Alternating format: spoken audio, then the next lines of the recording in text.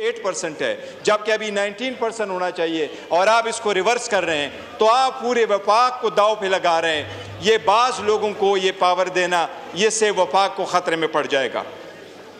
जनाब speaker, last time जब हम बात कर रहे थे तो आर्टिकल 243 में अमेंडमेंट आ रही थी। मौलाना साहब आए, मौलाना साहब को पता है इनके साथ हमने बड़ी कोशिश की। शायद इस मरतबा हमें मौलाना साहब के घर के चक्कर नहीं लगाने पड़ेंगे और आपके साथ शायद कमेटी में भी नहीं बैठना पड़ेगा, लेकिन हम अपना आवाज़ एहतजाज के तौर पर ईवान पे उठाएंगे कि ये ईवान पे हमला है। जनाब स्पीकर, वो कमेटी जो हमने बनाई थी, जिसमें हम पेश हुए थे, जिसमें मौलाना साहब ने लास्ट नाइट पे उन्होंने बड़ी उसको सेव किया था, हम उम्मीद कर रहे थे कि कॉमन सेंस प्रिवेल करेगा। जनाब स्पीकर, ये ऐसा वक्त है कि कौम बहुत डिवाइड हो चुकी है, तनाव बहुत बढ़ चुका है, दहशतगर्दी अरूज पर है, खसारा टॉप पर है, लोग अपनी ज़िंदगी को मज़ीद दाव पे नहीं लगा सकते। इस वक्त पाकिस्तान की सालमियत का फिक्र करो, ख़तरे में ना डालो बाज़ लोगों के लिए। जनाब स्पीकर, लीक वर्शन जिस वक्त हुकूमत का आया था तो 56 आर्टिकल थी। वो लीक वर्शन शायद मौलाना साहब के साथ एक 1 पॉइंट पे आप राह रास्त आपने मुलाहिज़ा किया है। कौमी असम्बली का ये इजलास जारी है, जहाँ पे चेयरमैन पीटीआई बैरिस्टर गौहर जो है वो इजहार ख्याल कर रहे थे। कौमी असम्बली का ये इजलास इसको जारी है, जहाँ पे मुख्तलिफ अरकान कौमी असम्बली जो है खिताब कर रखे गए और इस इजहार ख्याल के थ्रू मुख्तलिफ अमूर से मुतल्लिक़ बात की जा रही है। आर्टिकल 243 में आप अमेंडमेंट करना चाह रहे थे, उस वक्त आप उस लॉस को प्रोटेक्शन देना चाह रहे थे। जनाब स्पीकर, आईन में तरमीम इस ईवान का हक है और इस ईवान में एग्जैक्ट उन लोगों का हक है जो मैंडेट लेके अवाम के पास आए हों।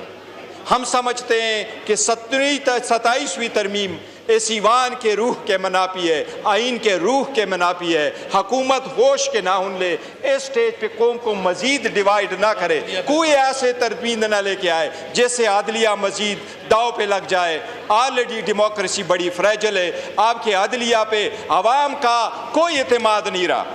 जनाब स्पीकर, मैं आपको एक चीज़ अपना याद करा रहा हूँ। जिस वक्त यहाँ तरमीम की जा रही थी, आपके वज़रा ने यहाँ में ये कहा कि हम तरमीम कर रहे हैं, बेंच हम लेके आ रहे हैं। उन्होंने कहा हम जजेस की तादाद बढ़ा रहे हैं। मैंने उस वक्त भी आपको कहा था कि पाकिस्तान में हमारे पास जो जजेस की तादाद, मैंने आपको कंपेयर करा के बताया था कि इंडिया में 28 वहाँ स्टेट से, उनमें 25 हाई कोर्ट से, 1114 उनके केसेस जो जजेस थे हाई कोर्ट के जजेस, लेकिन सुप्रीम कोर्ट के सिर्फ 33 जजेस थे। मैंने आपको उस वक्त कहा, ये मेरे पास 16 सितंबर 2024 का डेटा है। मैंने सीवान के सामने रखा कि 16 सितंबर 12 बजे सुप्रीम कोर्ट के पास पेंडिंग केसेस की तादाद 55,000 थी।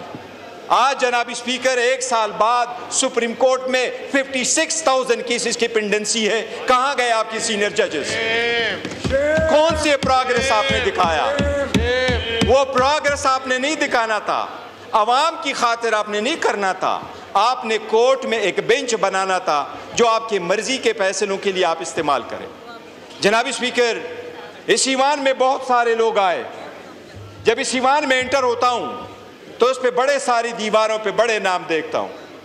इस ईवान में चारों सूबों में और इस ईवान में हर इलेक्शन के बाद तकरीबन 1000 बंदा आता है। 800 टू बी प्रिसाइज 859 कंस्टिट्यूएंसीज है। जनाब स्पीकर, हज़ारों लोग आए, हज़ारों चले गए, बल लेगेसी बहुत कम छोड़ गए। और कौमी असम्बली इजलास में चेयरमैन पीटीआई बैरिस्टर गौहर इजहार ख्याल कर रहे थे। इससे पहले भी मुख्तलिफ कौमी असम्बली के जो अरकान थे इजहार ख्याल कर रहे थे। इस इजहार ख्याल की तबद्दुत से मुख्तलिफ अमूर से मुतल्लिक़ कौमी असम्बली में बात की जा रही थी। अवाम में मौजूद हुकूमती नुमाइंदे जो है बात कर रहे थे, कुछ लोगों को पावर देने के वफाक खतरे में आए हैं, ऐसा कहा गया है बैरिस्टर गौहर की जानिब से।